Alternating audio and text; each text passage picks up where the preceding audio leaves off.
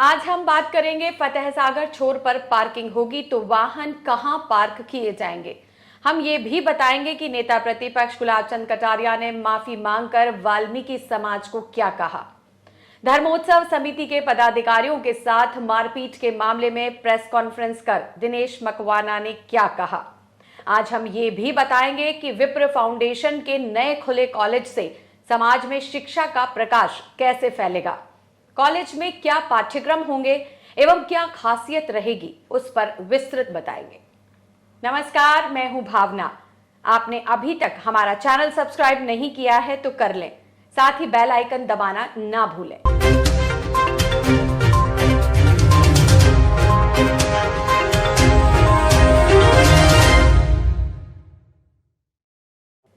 शहर में दिवाली छोर पर सोमवार से बदलाव देखने को मिलेगा। दिवाली छोर से फतेह सागर पाल पर आने वाले वाहनों को बाहर ही रोक दिया जाएगा। आपको वाहन एससीईआरटी के हॉस्टल परिसर में बनी पार्किंग में खड़े होंगे। खास बात यह है कि पार्किंग के नाम पर कोई शुल्क भी नहीं देना होगा। इसके लिए कलेक्टर ताराचंद मीणा और एसपी विकास शर्मा ने अलग अलग स्तर पर फीडबैक लेने के बाद आदेश जारी किया है। यह निर्णय फतेह सागर की पाल पर हो रहे प्रदूषण और घूमने आने वाले लोगों की सेहत के लिए सार्थक साबित होगा।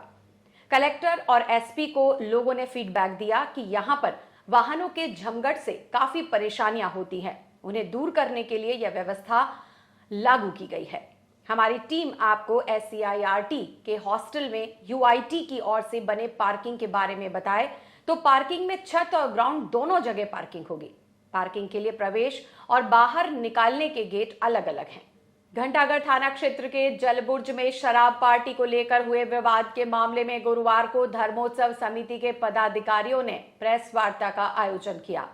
उन्होंने हमला करने वालों में एक मुस्लिम युवक की भागीदारी बताते हुए हिंदू समाज को तोड़ने की साजिश करार दिया।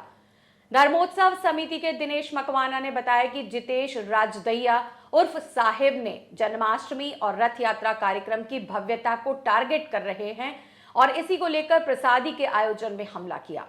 एक सवाल पर उन्होंने सफाई देते हुए कहा कि उस दिन भोजन प्रसादी का कार्यक्रम चल रहा था। इस बीच अनजान लोग शराब की बोतलें लेकर छत पर चले गए।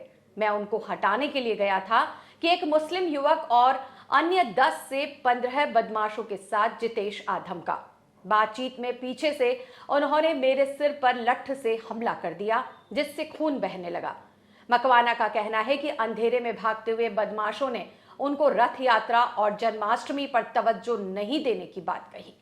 मैं इस प्रेस वार्ता में दिनांक 4 सितंबर को जलबुर्ज पे जो घटना घटी, उस घटना की निष्पक्ष जांच की मांग करता हूँ, जिसमें मंदिर के परिसर में अगर कोई व्यक्ति शराब पी रहा है उसकी भी जांच होनी चाहिए और जिन व्यक्तियों ने मेरे ऊपर और संगठन को बदनाम करने के लिए ये मारपीट की है उनके ऊपर भी कार्रवाई होनी चाहिए। साथ ही झूठा मुकदमा जो ST SC का दर्ज कराया उसके ऊपर भी कार्रवाई होनी चाहिए, क्योंकि हमारी समिति सभी लोगों को जोड़ने का काम करती है, तोड़ने का काम नहीं करती है। और ये कोई नया संगठन नहीं है, रजिस्टर्ड संस्था है, पिछले 30-35 वर्षों से कार्य कर रहा है और व्यवस्था में रजिस्टर्ड संस्था है। हर काम हमारा एक नंबर लीगल काम है और हम मांग करते हैं प्रशासन से कि इसकी उच्च स्तरीय जांच करवाई जाए और दोषियों को सख्त सजा दी जाए। क्या घटना घटी थी? घटना तो कार्यक्रम था, भगवान जगन्नाथ की रथ यात्रा जन्माष्टमी के उपलक्ष्य में हम प्रतिवर्ष जो स्नेह भोज का आयोजन करते हैं ताकि लोगों में वो एक मिलन का काम भी हो जाए, अगले रूपरेखा के लिए भी बात हो जाए। इस संबंध में हम वो कार्यक्रम रखते हैं। इस संबंध में कार्यक्रम था, उस कार्यक्रम में ये घटना घटी है और मंदिर परिसर में अगर किसी ने शराब पी है उसका घोर निंदा करता हूँ और ऐसे व्यक्ति अगर वो वीडियो में अगर है तो उसकी भी जांच होनी चाहिए और उनको अरेस्ट करने में हमारा पूरा सहयोग रहेगा। गोवर्धन सागर पाल पर मां पन्नाधाई की मूर्ति के अनावरण समारोह में वाल्मीकि समाज के लिए असंवैधानिक शब्दों का उपयोग करने वाले कटारिया ने एक ही मामले में गुरुवार को दूसरी बार माफी मांगी। इधर वाल्मीकि समाज माफीनामे के बाद भी मुकदमा दर्ज करवाने की बात पर अडिग है।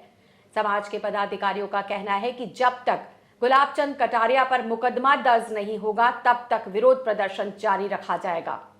दूसरे माफीनामे में उन्होंने लिखा कि पन्नाधाय उदय सिंह एवं चंदन की मूर्ति के लोकार्पण के समय पन्नाधाय एवं चंदन के बलिदान को तो हर व्यक्ति जानता है, लेकिन उसके साथ कीरत काका जो उदय सिंह को टोकरे में रखकर झूठी पत्तलें डालकर उन्हें सुरक्षित महल से बाहर ले जाने का कार्य करते हैं, वो मेवाड़ के स्वर्णिम इतिहास के रूप में जाना जाता है।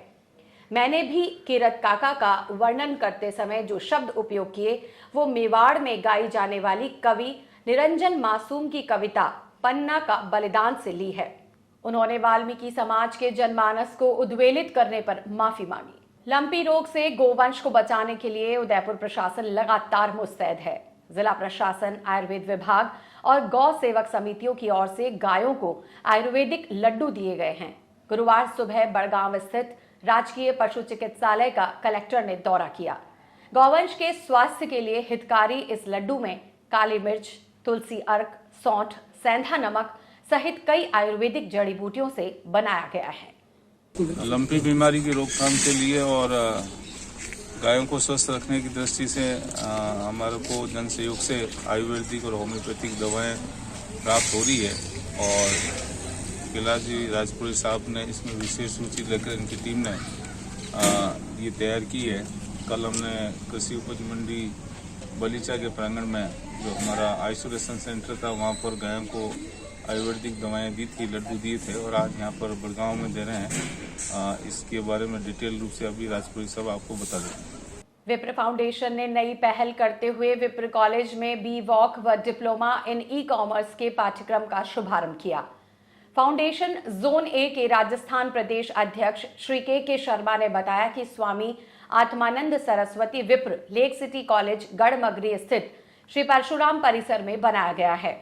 यहाँ बी वॉक व diploma in e commerce digital marketing course के लिए प्रवेश प्रक्रिया आरंभ हो गई है।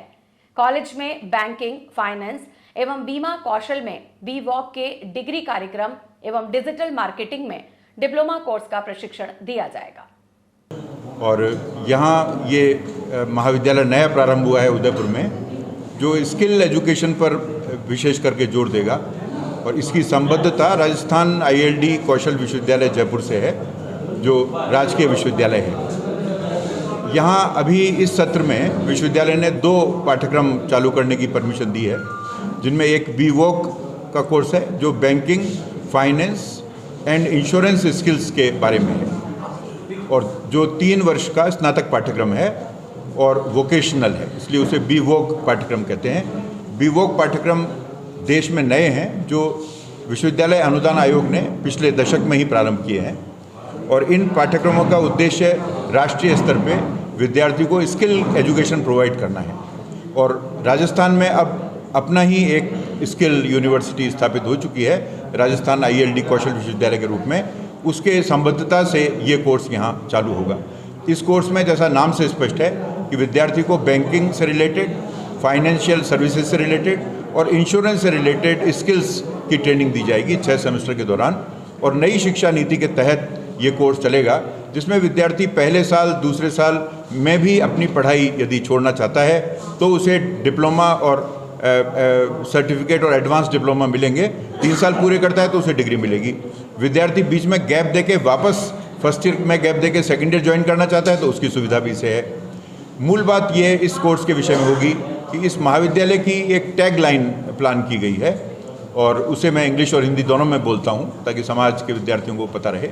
वो टैग लाइन ये है, towards making you industry ready. आपको रोजगार परक बनाने की ओर उन्मुख, ये इस महाविद्यालय का मिशन स्टेटमेंट है। इस महाविद्यालय में बड़ी संख्या में उदयपुर के 100 से अधिक संख्या में उदयपुर के बड़े इंडस्ट्रियलिस्ट इस महाविद्यालय के सलाहकार मंडल से जुड़े हैं और इसलिए हम आशा करते हैं कि उनके सहयोग से हम विद्यार्थियों को वो शिक्षा प्रदान कर पाएंगे जो वर्तमान में इंडस्ट्री की नीड है। इसी के साथ एक डिप्लोमा का भी एफिलिएशन हमें यूनिवर्सिटी से मिला है। ये पार्ट टाइम डिप्लोमा है, diploma in digital marketing and e commerce. ये 1 वर्षीय डिप्लोमा है और पार्ट टाइम है। पार्ट टाइम डिप्लोमा का आशय ये होता है कि कोई भी व्यक्ति जो कोई और कोर्स कर रहा हो, ग्रेजुएशन या पोस्ट ग्रेजुएशन किसी भी विषय में, या वो अन्य कोई व्यक्ति है जो 12वीं पास है या नौकरी कर रहा है, या कोई गृहिणी है जो 12वीं पास है और वो अभी पढ़ नहीं रहे हैं, तो उन्हें ये डिप्लोमा करने से सीधे एम्प्लॉयबिलिटी के चांसेस बनते हैं, क्योंकि डिजिटल मार्केटिंग का ये युग है। और ऐसे में 1 वर्ष का ही डिप्लोमा करके विद्यार्थी बड़ी आसानी से ये एम्प्लॉयबिलिटी प्राप्त कर पाएंगे। तो ये थे आज के समाचार। कल फिर मिलेंगे। नमस्कार।